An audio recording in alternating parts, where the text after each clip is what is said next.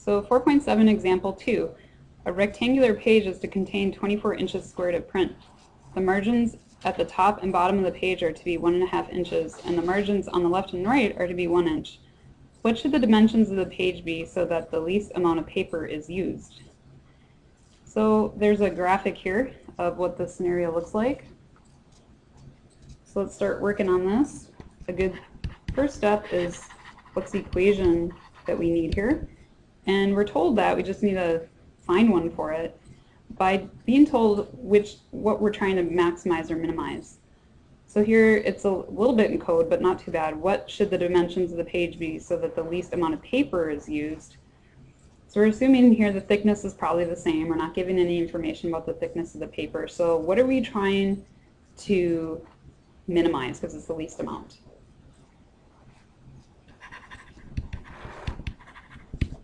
Minimize the area.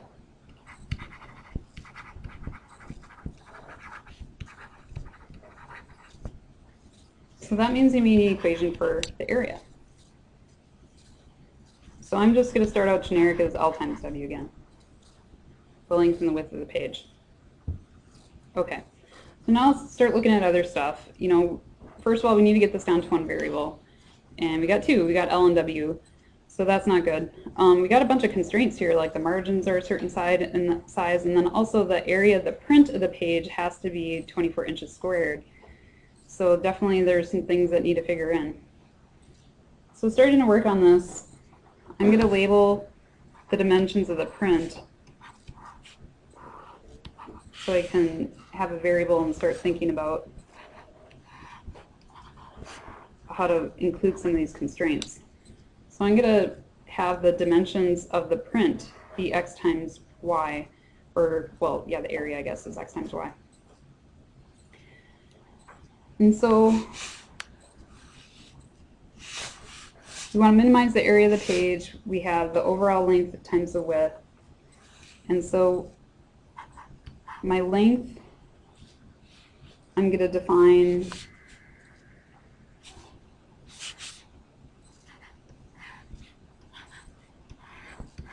as the height or whatever. I don't know, it's kind of hard to know what to assign what, doesn't really matter. And so looking at the dimensions here and the way I got it set up, it's not quite y. L is not quite y because I've defined y as like the height of or the length of the print. We got to include the margins. So how do I describe L in terms of y and a constant? So it's y, and then I got to add what to it? 3, because I have 1.5 on the top and 1.5 on the bottom. Good. Okay, now the width, we play the same type of game. So what is that going to be? X plus 2, good. All right.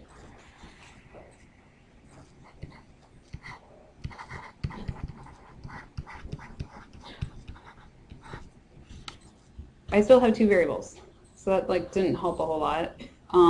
Maybe. What haven't I used? The 24 inches squared, I haven't used that anywhere, right? I got to use that. So let's use it. 24 inches squared is an area. How can I describe that with the equation?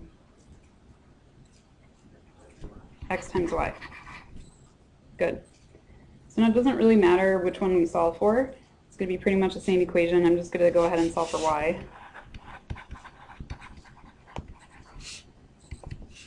And so then I get y is equal to 24 over x. Now I can plug that in to my overall area equation and get an equation that is just in terms of one variable, and that variable will be x.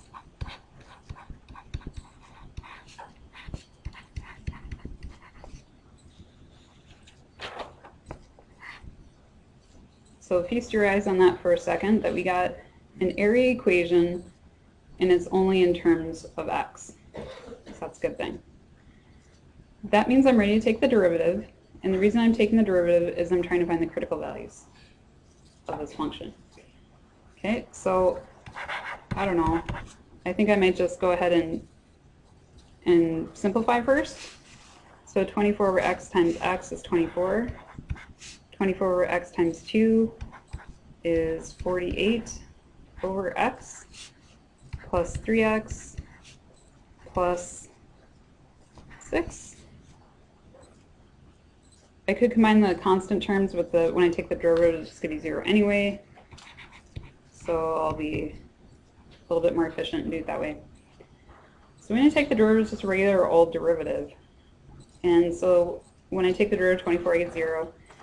Careful with the 48 over x. Remember that's like 48 times x to the negative 1. So that derivative is going to be negative 48, because I'm dropping down the negative 1 exponent, and then it's going to be times x to what power? Negative 2. Good. And then what's the derivative of the rest of this thing? 3. So now I want to see where a prime equals 0 or does not exist. Is there anywhere potentially that this function could, or I should say a prime does not exist? Yeah, because I got a negative exponent there. That means that the variable part's down low. So maybe I'll write it that way to just kind of show what I'm saying here. So if I write it this way, oh yeah, I could have division by 0. And that would be at x equals 0. Now we have this domain thing that x can be equal to 0 actually. So this will be a critical value that's not on the domain for this word problem, but just something to be in good habit of doing. Now be careful here. There are solutions where a prime equals 0 potentially. So it might be tempting to say like, oh, I just do the denominator part for the a prime dne. That was true when it was written as a complete fraction on the right hand side, like the whole thing was a fraction. But the whole thing's not a fraction, we got that plus 3 hanging out. So we actually do need to set this up as equal to 0 and do some algebra here. So I'm going to minus 3. I got to get the x on top. So how am I going to do that? Good. Multiply by x squared on both sides. So I'm going to drop the negatives too. So I have 3x squared equals 48. Okay, I'm going to divide by 3. So we get x squared equals 16. And I'm almost done solving for this. What are the solutions for x? Plus or minus 16? Oh yeah, 4, just kidding. Okay. It's helpful to take that square root actually. You guys are on the ball. It's good. Okay. Now, domain land. The domain for this function, what is it? Well, x has to be positive. Okay. That's something going on. And then it's a little bit hard to imagine this game what the upper limit of it is. So picture our x here, and because that area has to be 24 inches squared, it's kind of hard to think about with these constraints here what an upper bound is, or like what the largest value, if there is one. So I'm just going to put a question mark for now, like maybe it's not really worth my time to worry about that too much. The point is that -4 and 0 are not on the domain. So it seems plausible that 4 is on the domain. All right, so like whether it can be 100 or the domain on the upper side it's not worth my time to think about that too hard. So the critical number is x equals 4. So that's probably going to be the answer. And if there's only one, and it's an open domain, it's probably going to be it. But this one, maybe there's a follow-up question, and it says, hey, what's the, show me that your answer is indeed a place where we have the minimum area of the page. And now we have some other work to do here in terms of dimensions and stuff. But anyway,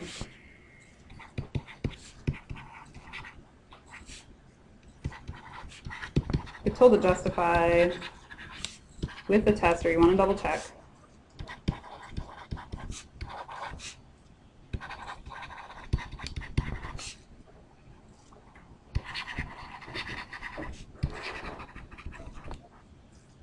Let's just do the increasing decreasing test, or excuse me, first derivative test, which uses the increasing decreasing.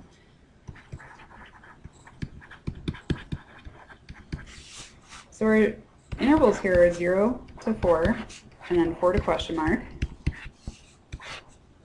We didn't spend time figuring out what that upper bound is. And then we have a test on that. I'm going to use 1 and 5.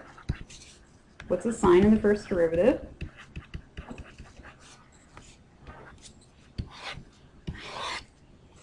And so we plug in here to our original function. So it's a prime of x. So if you play the sign game, you should get a negative and a positive here, which shows that we have a min at x equals 4.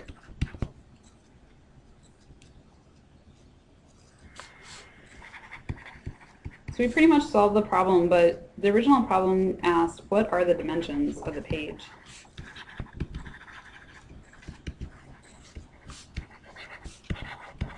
And so we can figure that out, but the answer is not just 4. So with our problem here, we had our x is what we discovered is just 4. And then we can find out the rest of the stuff, the dimensions of the page. On the top and the bottom, we had the 1.5 margins, right? So one of the dimensions of the page is going to be 4 plus 3, right? So it's going to be 7. Let's do that. I did. Sorry, 4 was the width. Should go back and check. So I define the x as the width of the print, and those margins on the side were 1. So one of the dimensions of the page will be 4 plus 1 plus 1, so it'll be 6. So the other one, we can just use our little equation to figure out what the height of the printed portion of that page should be, or what I define as L, or not define as L, but the L for the print part of the area. Sorry, confusing, there's 2 L's.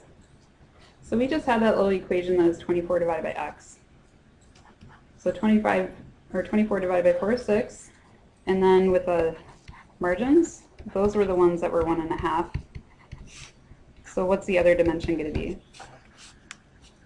It's going to be 6 plus 1.5 plus 1.5. So what's that? 9. That's it. Questions?